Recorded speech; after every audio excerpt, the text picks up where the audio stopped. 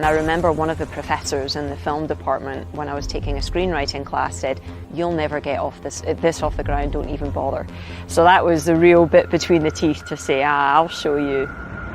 My sport has taught me incredible resilience, endurance, overcoming the odds, overcoming obstacles. From the artistic standpoint, that creativity has really lended itself to thinking outside the box about how to get things done. This is the Greg Bennett Show, presented by Any Question. I'm your host, Greg Bennett.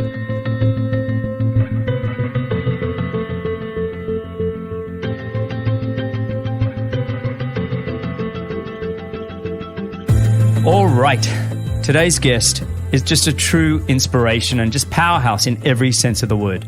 She's a 5-time World Triathlon champion, author, and an award-winning filmmaker, having just taken home 4 Oscars for her film All Quiet on the Western Front. Her career as an athlete is nothing short of remarkable. She won the XTERRA Triathlon World Championships in 2011, 2012, and again in 2018. And she won the World Triathlon Cross Championships in 2012 and 2018. Her film career is also astonishing. She co-wrote and was the executive producer for the critically acclaimed film adaptation of the anti-war novel All Quiet on the Western Front, which took home, as mentioned, 4 Oscars from 9 nominations and won the 2022 BAFTA Award for Best Film. She has also authored the book, The Brave Athlete, with her husband, Dr. Simon Marshall. The book offers just so much practical advice and inspiration for anybody looking to improve their mental and physical performance. Her talent, her versatility as an athlete, writer, and filmmaker it's truly awe-inspiring, and it's an honor and privilege to have her join me today. So welcome, and thanks for joining me on the Greg Bennett Show, Lesley Paterson. How are you? Greg, how are you, buddy? I'm great. You must be. First off, massive congratulations for the awards, but also just the film. I was just telling you before I hit record just how much I enjoyed it, how exhausted I was after going through that film. And even about 2/3 of the way through, I had to pause and go to a meeting. And it was right after the scene where the main character, Paul, had an encounter with the Frenchman. And it was very humanizing. It was very graphic. And I could hardly speak in my meeting. In all honesty, I had to say, "Can you give me a moment? I've just been watching a film where I've just got to get myself sorted." So massive congrats again. Unbelievable. I tell you what, it really is. It is an experience to watch that film, and obviously I've watched it a lot. And every time I sort of experience something different. But interestingly, after our premiere at the Toronto Film Festival in September, when it finished, there was complete silence, like no clapping, no standing ovation, nothing. And we're like, oh my God, they hate it.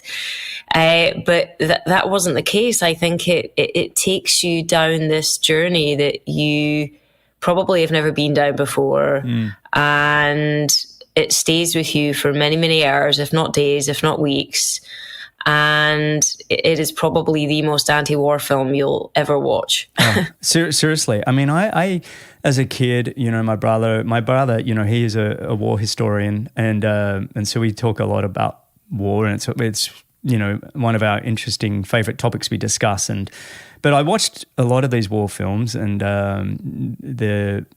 All Quiet on the Western Front, which the previous one, I guess, 1970s or whatever it was, 1979, I think. And I remember watching that film, and it was like, but this one expanded upon that in a way that, like, you wouldn't be cheering at the end of watching that film. You wouldn't be, it's not one where you're like, yes, you're cheering because how well it was done, but to almost look, it makes you look so inwardly as who we are as humans and go, really? We do that? Yeah. We do that? It totally is. Yeah. And I think, this was what was so interesting about this journey, sort of, and of course we'll dance around all of this stuff in this podcast, but to have written the screenplay, and then obviously it's a German novel and it's from the German perspective, but then to have a German director come on as a co-writer and also to direct it with his vision, the biggest learning curve was to understand that German sensibility, that sort of place of shame in their culture. there can be no heroes in their war films, because they are the losers, they are the instigators of so much death and so much destruction as a country, as a nation. So I think this film is completely imbued with that. And again, it's unlike anything we've seen before, because I think most war films, even if they're tragic, even if they take us on a profound journey or they're anti-war, they generally have a hero that guides us through, that has some sort of, you know, retribution at the end, or, you know, there's some plight. He is a hero. And this is anything but. It truly is a story of the everyman getting shafted from every direction. Yeah. Oh, and to the final moments, right? I mean, I actually, after watching it, I went and did some more homework, and, you know, when was the last person actually killed or died before the 11th hour of the 11th day of the 11th month, and in your film, it takes you right up until that point, and it was all done on ego, and well, it was ego. It felt like it was just ego. It was his one commander. It was just like, no, I don't want to go back to Germany without at least something. And I was like, yep. Oh, horrific. It really was horrific. And then, you know, understanding how hard they were at the Treaty of Versailles, and how that really, you know, you almost leave this film going, well, no wonder we had World War II. The way that ended wasn't. That's it. Yeah. And that's really what we wanted to portray, because when we optioned this material 16 years ago. 16 years. We got to get into that, by the way. A long time ago. Yeah. Like, how do you adapt a literary classic like this? You know, what's your stance? What's your perspective? You're viewing it through a lens with which you now sit. Which is very different from when it was written, because it was written pre-World War II. So once we did a lot of research, because of course, not only you're digging into the book, the themes of the book, maybe the different angles that you want to pursue in the novel itself, but you're looking around and using research as your tool to investigate potentially different things that you want to achieve in your adaptation. And one of the biggest things that we found, of course, in our research was the basis of World War I and how it led to World War II, the armistice being signed, the last 6 hours of the war, the reparations that Germany had to pay. And to be honest, as British people, we were absolutely dumbfounded by the whole scenario, because of course we were never taught that. You know, we're taught about that jingoistic, aren't we great, Germany are awful, which of course I think this film tells us every side is awful ultimately. And it's the everyman that suffers. But what we found upon reading the novel multiple times was that it really is like excerpts of a diary. It's very ethereal. It's absolutely beautiful and poetic, but it doesn't have a dramatic through line of a structure that modern cinematic audiences really need and desire. And we felt like it really required. So this last 6 hours of the war and the armistice, this other storyline was not in the novel, and we thought that it could really add this ticking clock and this dramatic tension and a wonderful juxtaposition while also staying true to the themes. So that was kind of our angle on it that came to us, to be honest, actually quite quickly. It added tremendously to the film, because you were, at one sense, you're in the trenches and all the horrifics that's going on there. And then the next thing, you're in this luxury train as they're all eating very well, and it's all these, you know, these pompous men. It took you from one extreme to the other, and then you were back into it. And I was like, oh my God, it's like I need a breather. It was. I was fascinated to also see, you know, with Adolf Hitler. You know, he made all the books were burnt in 1933 or something, 32, because he didn't want to show his German people that his soldiers were disillusioned with war from World War I. I thought that was fascinating. Yeah, no, it really does. And it gives you a real understanding of their country, their culture, and also just history in general, and how does it repeat itself? What can we learn from that? And I think certainly in more current times, for us, it really was about putting ourselves in the other side's shoes and living in that for a moment, because very rarely at the moment do we do that. We're very siloed in our thinking. We're in our own little groups. Our narrative, is continually bolstered by other people supporting it. And I don't think we're challenged. So we choose not to look at the other side. And there's so much anger and hatred and polarization of thought. When people talk about why now, why take this classic now? And that was one of the biggest reasons, I think, for us as writers. I think that's really well said. And I you're presuming that we should have empathy for each other and actually think about, I don't think we spend enough time on that. I think this film is a great illustration of what we can actually, if we actually do pause for a moment and think about the other side and why are people thinking this way or that way. I don't think, I think you're exactly right. It's a time now that we actually need to start investigating this far more. We need to be far more empathetic. But look, tell me, the awards season. I mean, are you exhausted? Are you happy to be home? How is it? It's been the wildest ride of our lives. I kid you not. I mean, just as well, I'm an endurance athlete because, I get really competitive, as you can well imagine, about sort of pursuing every lead, leaving no stone unturned in terms of, getting the word out, getting the narrative out, supporting sort of Netflix and their campaign. And I've been in so many different sort of countries and screeners and Q&As and taking every interview I can, getting up at 2 a.m, doing this, doing that.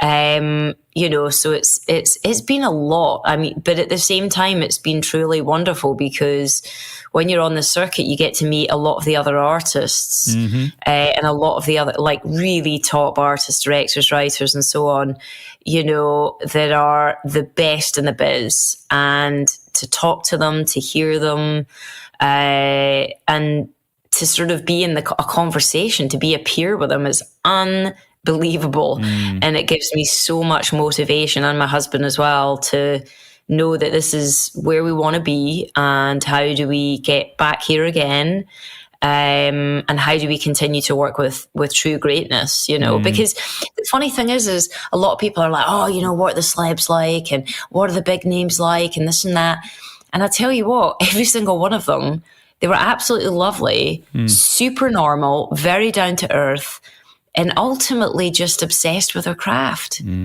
And, you'll be the same, buddy. I mean, it's like you don't get to the top by thinking that you want to be at the top. You get to the top by absolutely being obsessed with everything in between and the process of doing what you're doing. Well said. Well, you're definitely leaving an impression where you go. We both have a mutual friend with Bill Gerber, who was on this show that's right. a couple of weeks ago. Yeah, and he was chatting to me. We've been working together on the Any Question project, and he said, "Oh, Greg, Lesley Paterson, just blah blah blah." And so wherever you go, you're leaving an impression. Beyond being an athlete, you're leaving an impression as a human being, and I think that, like what you're saying, it resonates when you're in that kind of community. Is, wow, if you can be around some authentic, normal, good people. I think you're definitely making an impression, which I'm excited for you as we go forward. Yeah, and this business is so relational, and ultimately people want to work with good people. Yeah. And if I've learned anything about this journey, it is you got to be kind, you got to be authentic, you got to help others, give out, you'll get back. I mean, I've learned that time and time again. And really, it's the experience. I want to keep having amazing experiences. The collaboration piece of creativity is so wonderful and absolutely floats my boat beyond. Again, you're not out there for celebrityism or for adulation. You're out there to make something that can have an impact on someone's life the way that films have had on mine. And you can change the course of somebody's life because of a film that you make, especially now in today's society, because think about how we watch content, how we absorb it, and how it impacts our lives. It really is the place of discourse for everything. This film is hopefully the start of many. I almost feel like it's too soon to ask the question, what's next? But are the wheels turning? Have you got, ideas of where you want to go? Oh yeah, mate. Yeah, tons. So we have so you can imagine, it's one of those things. After the Oscars, of course, I was so bitterly disappointed after not getting the Oscar for Best Adapted. I was too. And it was the strangest, weirdest feeling ever, because unlike a race where you have control over your destiny, you can try harder, you've laid it all out there, you have no control over this outcome. You've done everything that you can and you're sitting there. And in a heartbeat, you have to take it on and be okay with it. And I wasn't. I just wasn't. And I'm like, oh my God, I really thought we were going to win it. And then we didn't. And then you have to be public about it. And then everyone's like, great, you're going to go to the parties. You're going to go to Vanity Fair. You need to make sure you meet a ton of people. And I'm like, all I want to do is go in the bathroom and cry. Yeah, go home. Yeah. Go home. Yeah. But just like any athletic endeavor that I've experienced time after time over the last 25, 35 years, you have your pity party and then you get angry and you're like, right, this is it. This is what I'm going to do. This is how I'm going to make it happen. And so, yeah, I've already been sending a million emails. So my husband and I, Simon, and we'll chat about him too, he played a big role in All Quiet. He's an uncredited writer on that project himself, but he came out of academia, and now we write and produce full time. So we have 3 finished scripts that we're packaging at the moment and getting finance for. We have about another 4 or 5 in development, TV series and other projects. So we've got a lot we're doing. I love that. You talk about being disappointed, and I used to say this to Laura, when you cross a finishing line. And for me, it was really important to have that time to be disappointed, right? It was because it mattered. And if I wasn't disappointed, then I think I'd be doing the wrong thing. I think it's okay. Like it's actually not okay. It's necessary. It's a part of the whole process. But then there is that next step of going, okay, now I'm going to adapt and I'm going to let it fuel me to do better and be better. So I think that's really great that you went through that. I do think, you are walking away. The film did receive 4 Academy Awards. Yeah. It's not like you walked away empty-handed. It was just obviously you wanted the big one. My personal view is I think you should have got it. But, whatever. No, nobody actually knows how that all works out. It's a really curious thing. Again, sport is so definitive. Yeah. And you're either the best on the day or you're not. But of course, there's other factors that play into that too, right? How much support do you get? Yeah. Who's in your corner? How much money do you have? How much privilege do you have? What do you have access to that's all led to this point? So there's always discrepancies between that competition. But when it comes to film, 1, it's very subjective, but 2, when it comes down to the politics of, what's going on in the academy, who's liked, who's not liked, who's supported, who isn't, also your history, in terms of, do you have a legacy there? And they want to sort of, and that factors in. How can it not? It's like politics. Yeah. If you're voting for someone, if you really like a film and there's your box right there, but the other film you really like too, and it's kind of 50-50, if you know that person that's done of the films personally, and you really like them and support them as a person, who are you going to vote for? Yeah.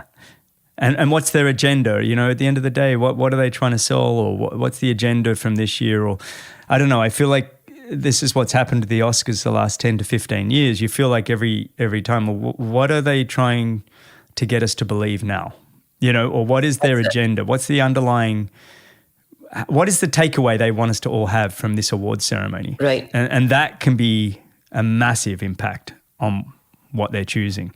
But anyway, I think you should be tremendously proud, tremendously satisfied, but also invigorated to do more? Because obviously you've got some talent at this. Yeah, and a lot of joy, right? You know, there's so many amazing stories out there to tell, and people need them more than ever. You know, it's a place where we can really investigate who we are, how the world works, what's going on, and challenge it. No, I like that.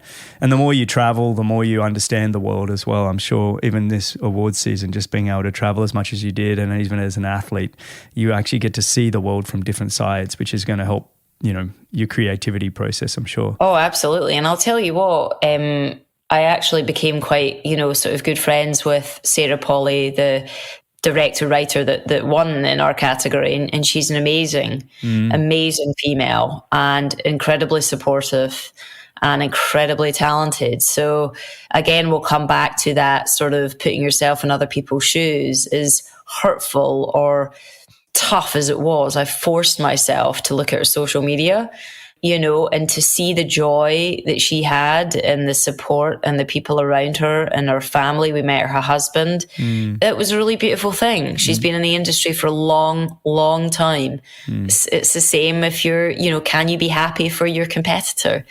You know, if they've done everything that they can and really worked it hard, then, you know, you got to be happy for them. You have to.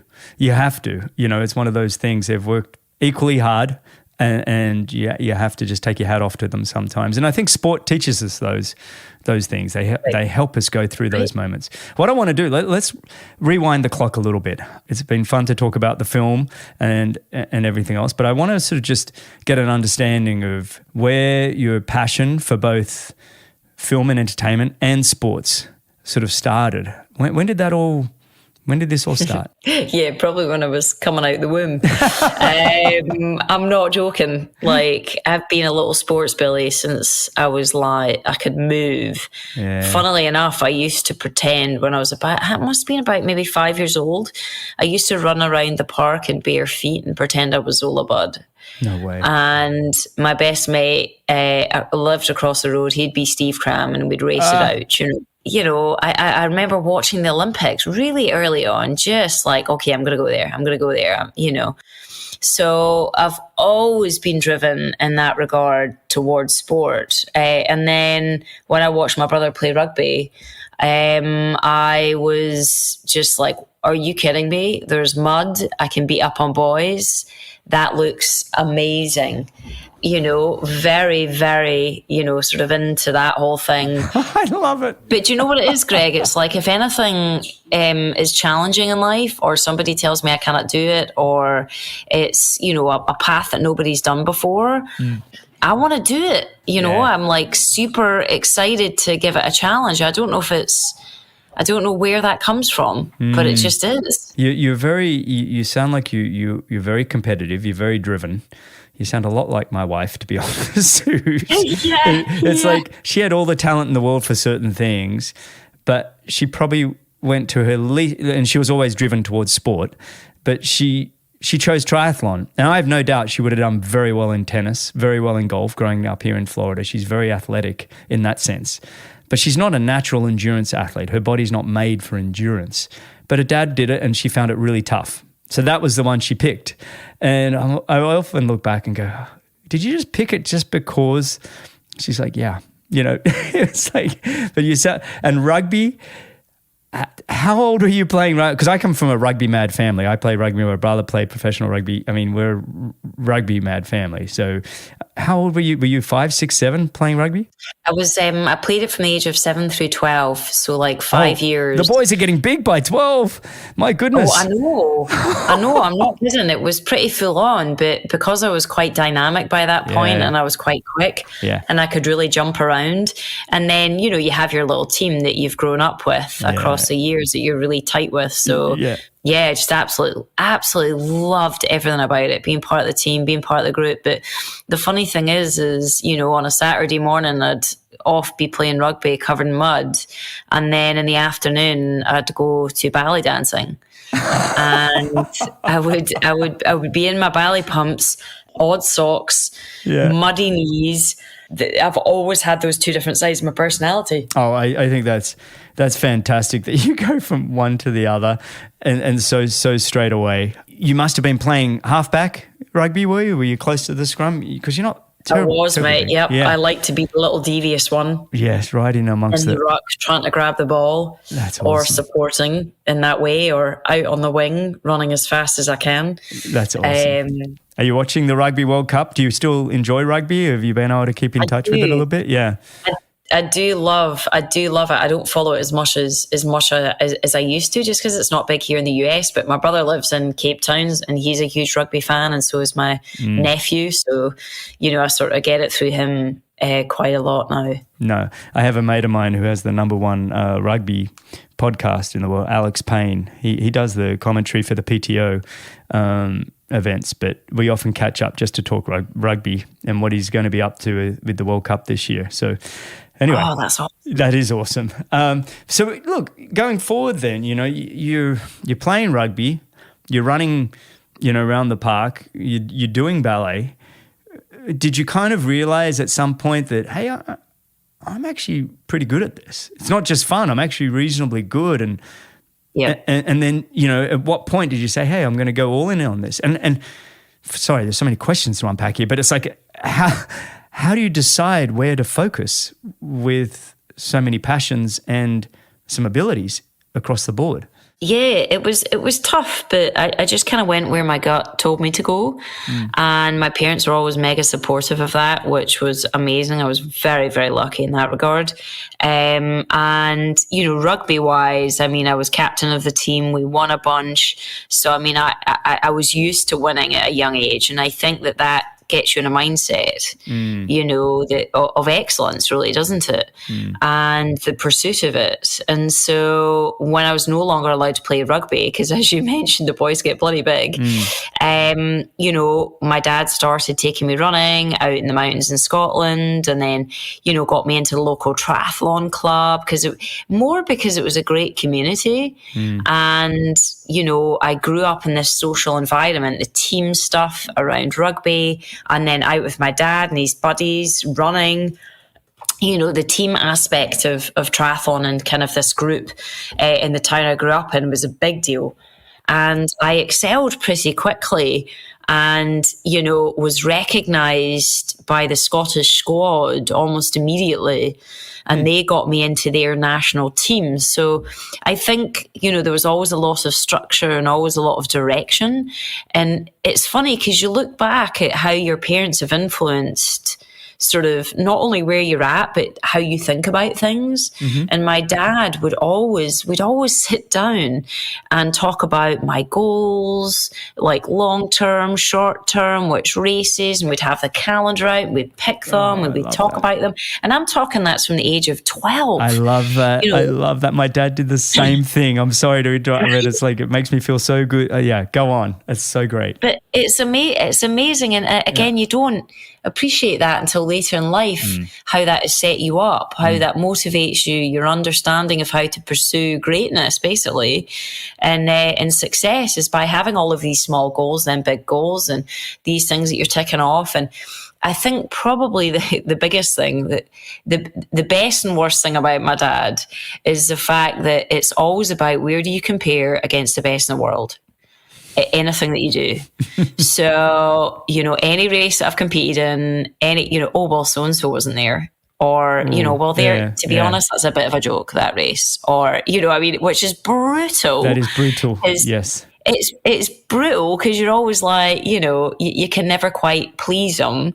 But at the same time, that's a great sort of skill or something that I've learned because that's probably why I've been good in two fields, because you look at who are the best in the world and how do I emulate them. And I don't mean have the same journey and be the same as them, but what qualities do they have that I need to get there? And therefore, what do I have to do? That's well said. I think I had the same with my dad in terms of goal setting, and he would often joke, and this is very much a joke, don't come home unless you win, and it was like, by the way, that was a joke, everybody, but he'd say it with a big smile. But there was always that element of when we're going out to do something, we are trying to achieve greatness, and that was a whole part of goal setting. And it wasn't so much, I don't know that I was measured up against others as that much, but it definitely was measured up against myself and trying to better myself. Right. It's funny, as I speak with you, my favorite movie of all time, and I've said this to Bill Gerber, and he kind of thought I was wrong, was Chariots of Fire. Okay, yeah. No, it's very much based in Scotland with Eric Liddell. Well, a good portion of it is anyway. And I listen to your accent, I listen to you, and I hear you talk about running. And did that movie inspire you at all? Do you know the movie? Have you watched it? I do, yeah, I've watched it. It was actually, do you know what? As you sit here talking about it, I must go back and watch it again. I haven't watched it in about maybe 7 or 8 years. Yeah. And it's a child of its time for sure, just in terms of the acting, the character development, all that. But it is a beautiful film, and there's a lot I could relate to for sure. I grew up in the world of Braveheart. So, that was definitely my inspiration. But and which sounds ridiculous, but you know what it was? It was more about that underdog mentality and fighting back and having the strength to do so and taking risks. And that's what I got from that film.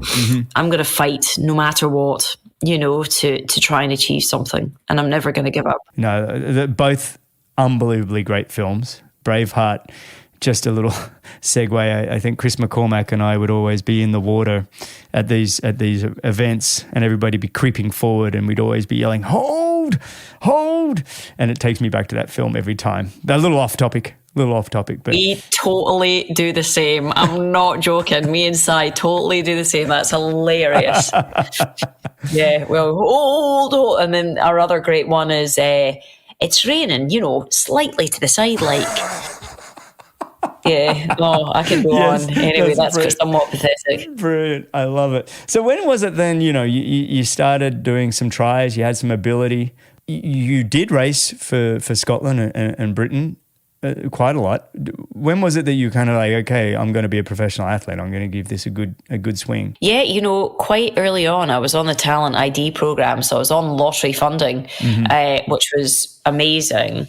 And I was picked for the British team to go out to like the European Championships as a junior, and raced like Kerisco Fillon, and I was in the Tim Dodd era when he was winning worlds as a junior and all that. I think my biggest result was second at the World Championships for a junior duathlon. So I was always there and thereabouts, but unfortunately my swimming just was holding me back. That really challenged me, when triathlon changed to drafting and just the whole system of triathlon changed. I think something in my soul about it changed. Not only was I not good enough swimmer, and that really put a halt on where I could go in the sport, but because all of the funding systems and the structure of our sport in the UK was all about the Olympics and nothing else, you didn't actually realise that there was other forms of the sport that you could go into, unlike in the US. And so I got very disillusioned. I was constantly told I was not good enough. I was definitely the second tier athlete that the coaches, it was shocking sometimes. I know it's a lot better in the system now, but literally, if you did not perform in a race, the coaches would not talk to you. Wow. And you're like, here you are as a 16-year-old girl, and that's the kind of messaging that you're getting. It's so overt, and it was a real challenge. It really challenged me emotionally, and I felt like a total failure and didn't know really how to deal with that at such a young age, because I was kept on being told, okay, you need to be like this athlete. Okay, your numbers are not good enough, so you're never going to be good enough. Your data testing isn't good enough. This is how we do it here. Again, with my husband being a sports psychologist whom I met, sort of later down this path, realizing that success is a cargo net, it's not a ladder, right? There's many different ways. I just had to find my way, my sport, my mode of training, different philosophies of training, understand them, understand how I work as a person physically and mentally. That's the key, and mentally, because so many coaches out there, you know, they have their philosophy that is based purely on the physical body and nothing about the mind or the combination of. So I think it took, you know, coming out of the sport. I met Simon when I was 20 at university. He was studying his PhD at Loughborough University, and I was kind of coming towards the end of what I thought was my athletic career. And my big turning point was I failed to get selected for the Commie Games by about, I don't know, half a second or something stupid like that. And I was devastated, and it was really like, where do I go from here? I've got no passion for the sport left. I'm not good enough.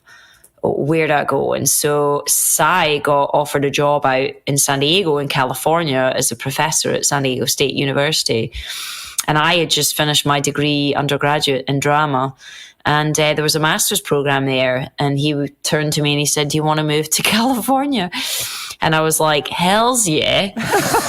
So, you know, it was just, you know what? It was an opportunity to shed my skin and reinvent myself. And not many people get that opportunity. And you can either use it to excel or, you know, see it as a sort of a scary, fearful thing. I mean, you know what it's like, Greg, in California. It's like, it's amazing. It's the epicenter of endurance sports and activity and life. Yeah, I get it. It's everything, the outlook. It's like you can do anything out here. That's what you feel. The sun is shining. The facilities are amazing. Everybody says they're amazing, even although they're shite. Everybody says they're amazing. That's right. You're becoming very Americanized at that point.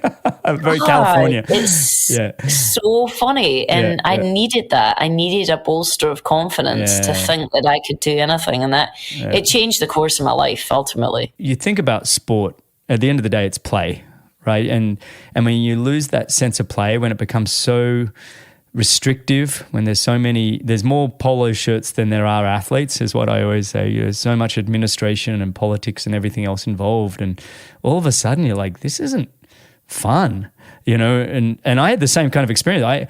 I'd spent sort of 10, 15 years in the ITU, and when the ITU first started, it was very loose and free, and then we got in the Olympics and it got, you know, the reins got tighter and tighter and tighter, and the federations started holding onto those reins more and more and more. By the time 2004 Olympics was over, I was kind of like, And fortunately, a bit like you, the US had a big non-drafting professional series with big money that all took off around that time. I was like, oh, sweet, I'll go do that. And the joy came back. And, you know, to have those opportunities and say yes. I mean, it's one thing to have an opportunity, but you got to say yes and dive in exactly like you did for things to open up, because they can be scary. You know, it is more comfortable quite often to stay in something that's not working for you than it is to try something new. It totally is, you know, and also to sort of believe in your own narrative, you know, of who you are, where you're at. And it's very difficult to take a jump. But I will say this, is that one of the hardest periods in my life is when I was coming out of triathlon, where it had so much drive and so much passion and so much direction to then nothing. The next phase was all about, what's my passion? Where is it? How can I find it? Because truly, like, if you have a passion for something, it almost doesn't matter sort of where you're at and what you're doing. If you're pursuing that passion, there's so much joy in that. That, you know, I mean, I've spent many a day cleaning toilets, you know, waiting tables, doing shitty jobs, but in the pursuit of something bigger, some kind of dream, some passion that's driving me. And, you know, you kind of don't mind coping with that. But as you say, when that passion is gone, that's when you're screwed. I think you're right. I would agree 90% that I think passion's, you know, critical. And I've also found if you can identify what strengths you have and can you align those with your passion, then you start to find that purpose, right? It's like I kind of look at things that I'm passionate about, but I'm also trying to identify where are my natural talented strengths. Right. And when you can start to combine those, wow, the magic is so special. And I agree with you. It can be tough when you're out in the wilderness, and it's these transitions in life. You know, retiring from being an athlete or being ex-serviceman in the military or whatever and coming back to civilian life. Transition is not easy. What kind of tools did you use, to help you through that time to transition? Do you know, I've been so lucky because I've always had the pursuit of art and of film. I've always studied it. That's always been my balancer in sport. So to some extent, I had a natural transition there that I was teeing up right from the get-go.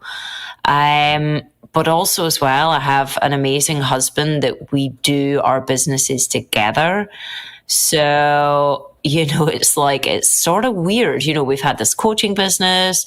He was in sports psychology. He had a practice. We wrote this book together. But then now we're writing screenplays together and producing films. So it's like, do you know what I mean? We've transitioned together as a couple. So you're going on that journey hand in hand rather than on your own. So that's been an absolute blessing. I love that. And I know it's probably taken some work at times too, but it's also when you hear those kind of relationships where two people can be a great team and play support roles to each other whenever needed, there's really great power that comes from that. And Laura and I have that. And I just feel very grateful for it. You know what I mean? I don't try and tell other people how to run their lives. I'm just grateful that I get to have it with my partner. God, because you look around and not many people do. How long have you and Laura been together? Since 2000. So what are we, 23 years? Yeah. We got married right after the Olympics in 2004. You're the same, that's right. 2000 as well? Oh, there you go. Yeah. 2001 I think we met. Wow.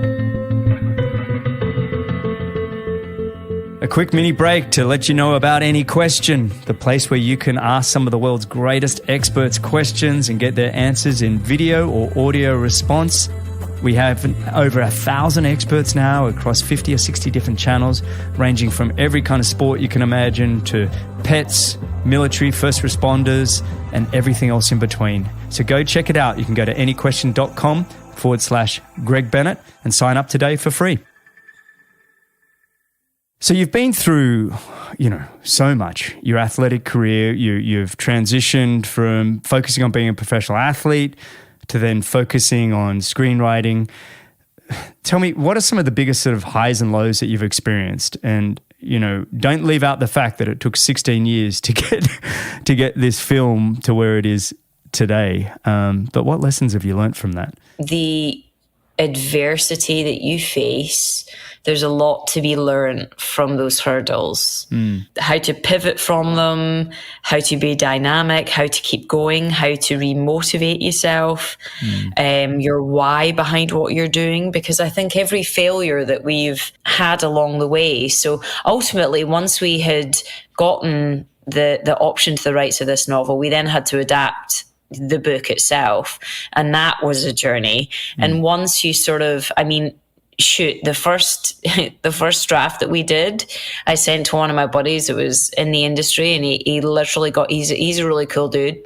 He got on the phone and he was like, "This is shit." I'm like, "Oh my God, what do I do with that?"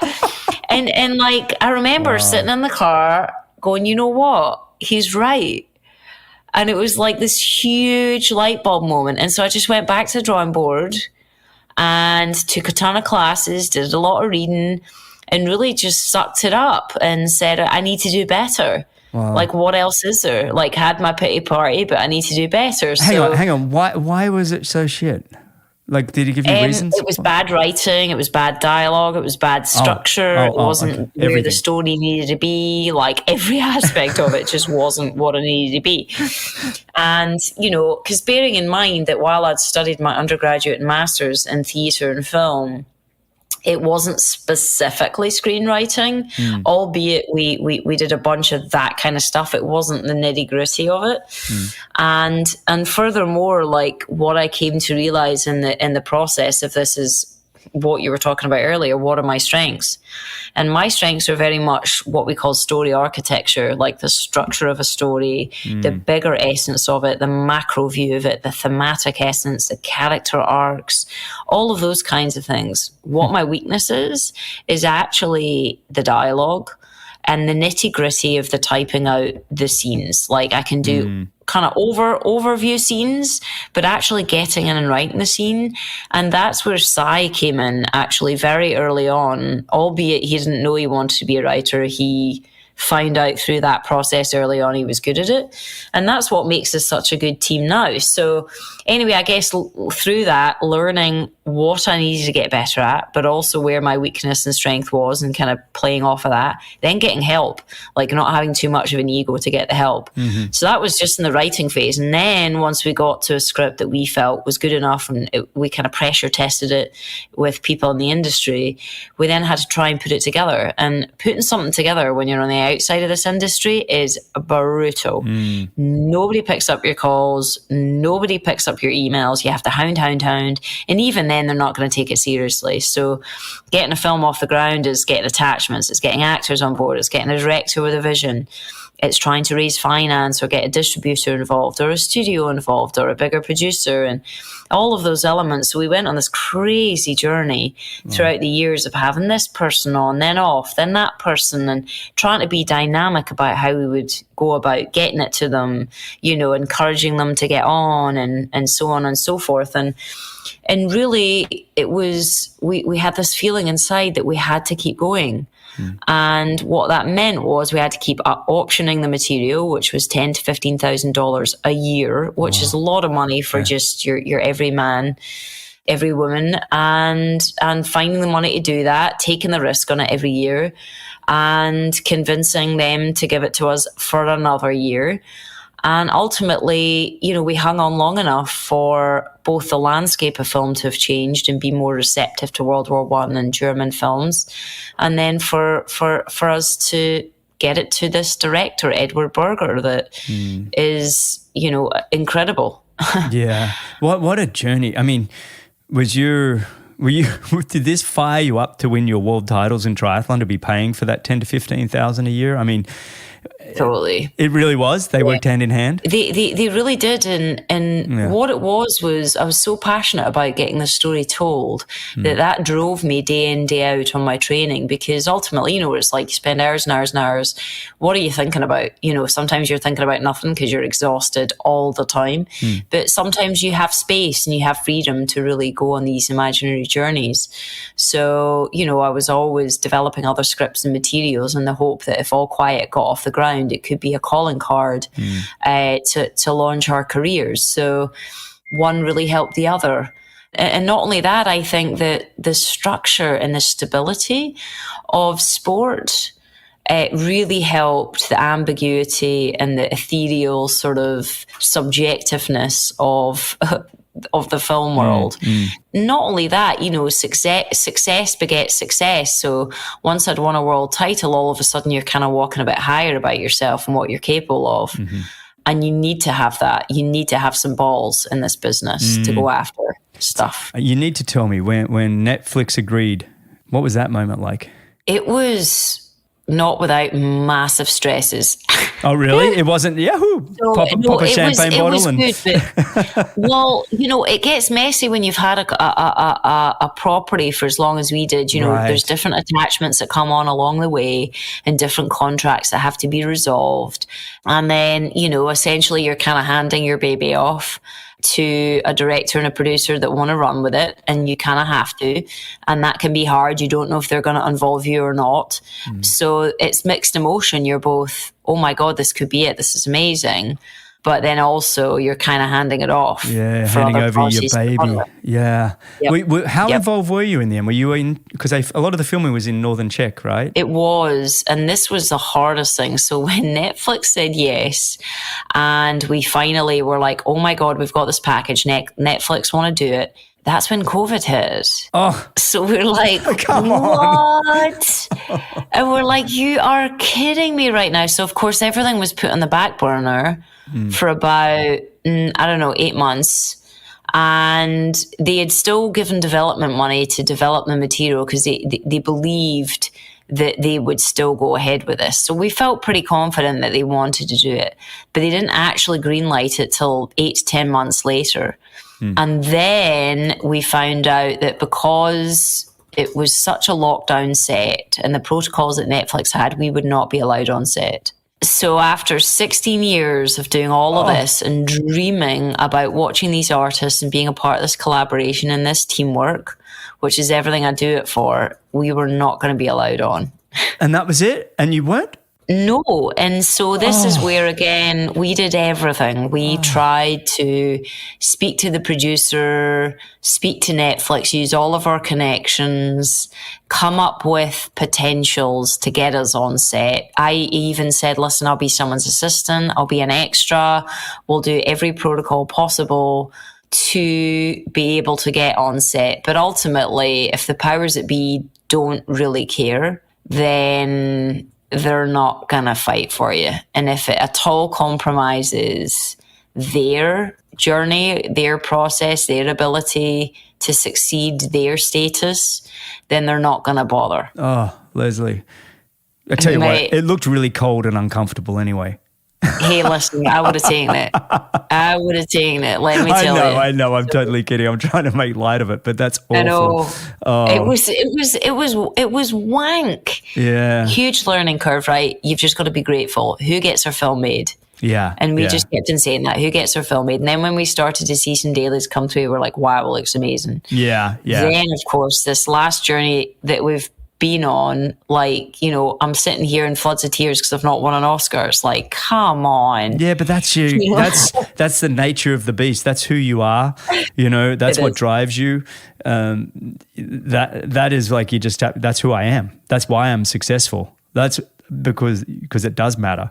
Wow. I really feel for you on that one. What a ride. Yeah, mad ride. And then, of course, you know, it comes out, it starts to do well, and you know, initially they didn't really want to sort of include our story in the campaign because it really was a German film, right? Understandably so. It's a big, you know, Netflix are a huge, big, you know, big animal, and you have to service the film. So we had to step back again. And then, of course, as it started to get traction, as they learned about actually my story, because they didn't really know about it, as they learned about the 16 years, because they didn't really know about it, that became a really powerful narrative to get behind the film. Yeah. And, you know, we were really involved from that point on, which was amazing, because to meet the cast, the crew, all of these incredibly talented people that were on set, I was like, yeah, this is why I want to do film. Yeah, the young lead actor, Felix, who plays Paul. How good is he? Was from the moment he rode his bike down the path at the start of the film to see his mates, you could see that. Honestly, you didn't even know that he was the lead at that point. You were just like, this guy's riding his bike down, but you knew it. Do you know what I mean? It's like you didn't know, but you knew that this guy was going to be the main character from just the look of him. And you know, that was his first film, which is just outrageous. And he is the nicest guy in the world. Yeah. He is the most joyous person to be. I can't even tell you, I'm definitely keeping mates with him because just to hang out with him. But even his endurance as an athlete, I don't know how hard that was to work in the trenches and the mud and the water. He trained. He ended up, I think he ran 10K a day for 3 months to get ready for this with weights on. Wow. Because by the end of a shooting day, when his uniform was completely wet, it weighed 100 pounds. Right? And he was having to do multiple takes through the mud, running, 100, 200 yards again and again with 100 pound on his body. Break his ankles. Running through all that. And take himself to that emotional place. But here's what's interesting about what he did was he had a rubric to follow because, of course, everything's shot out of sequence. He created a rubric of emotionality for him to plot his characters so that on any given day he could go to that rubric that he had created that had various different values of how he should be feeling. Wow. He would then track that as he went to set every day. When you see talent, somebody that's found their talent, it's pretty cool to see. And then they've applied it and worked incredibly hard. So I'm not cheapening it. When I say talent, I'm not cheapening it because it's just nice to see when, like we talked about earlier, where passion and your strengths align and you can see what that looks like. But yeah, he was outstanding. The whole film was fascinating. Before I let you go, I just want to finish with a couple of questions, if that's okay. So some opinions. Top 3 in your mind, greatest movies of all time. Oh, well, Braveheart ranks up there. Yeah. Obviously. I would say very, very inspired by Saving Private Ryan. It's a different kind of war film from ours, but there's a lot of similarities too. And I love everything about it, because for me, film is texture, rhythm, pacing, juxtaposition, characters, all of that. And then the first film that ever inspired me to even, not that when I was this age I thought, oh, I want to be in film, but that took me on a journey that I thought that inspired me to want to create that for others, was E.T. E.T. Yeah, God, that was right? a blockbuster. What, in the 80s, that changed the way we all perceived the world. It was so big.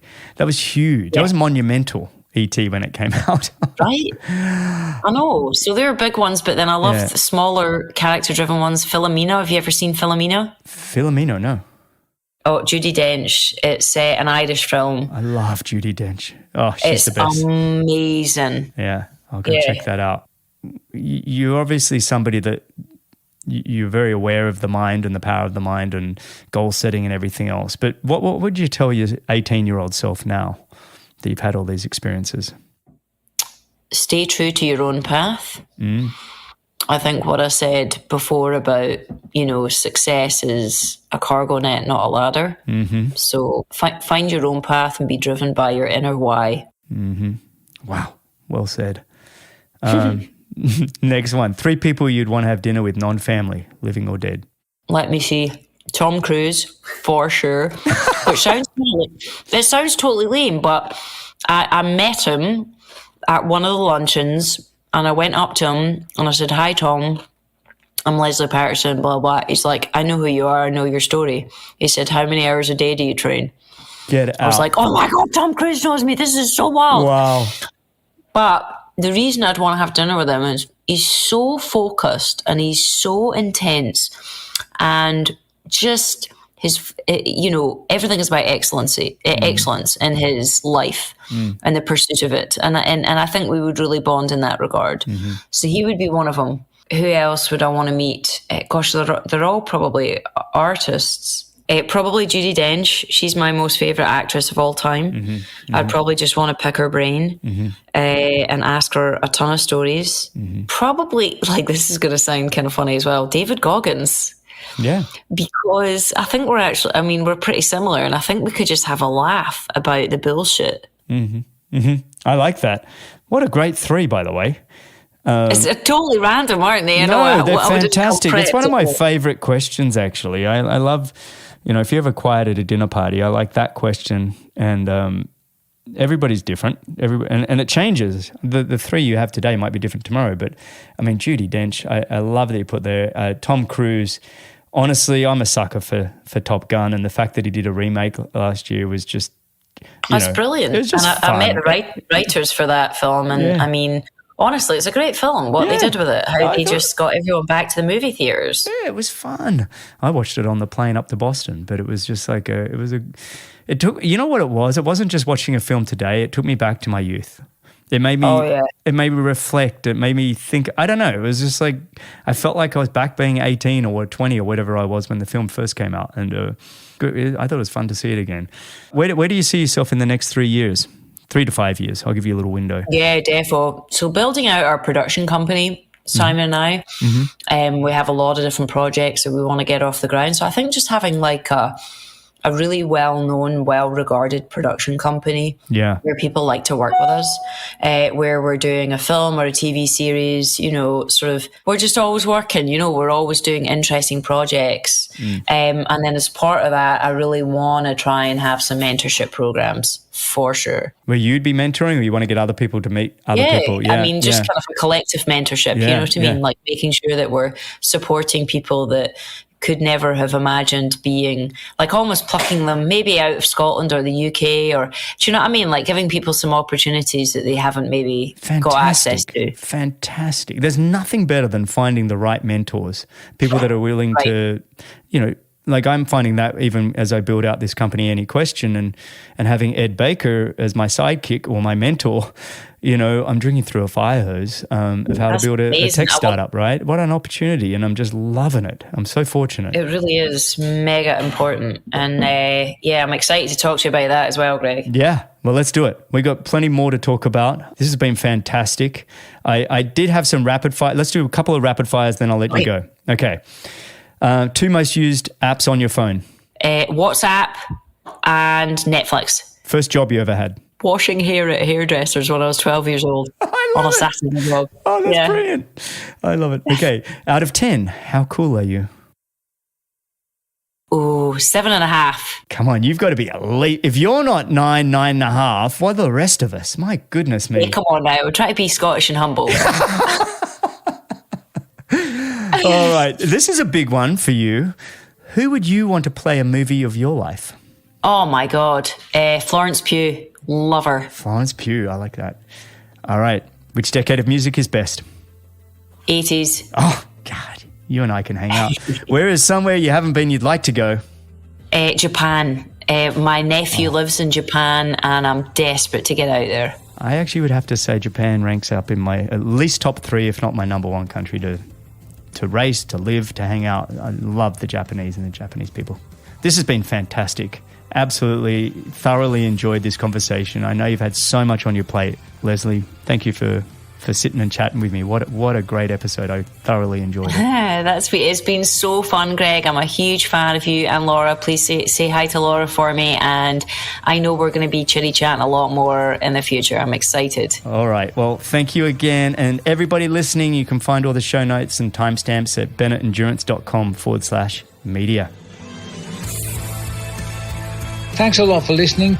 If you enjoyed the show, your support would truly be appreciated. You can visit the Patreon page, or you can subscribe with your podcast app of choice. Don't miss the next episode, so subscribe and be notified. For show notes, if you want to know more, please visit bennettendurance.com. I'm Phil Liggett, and on behalf of Greg Bennett, here's to the next time, and I hope you will join Greg again very soon.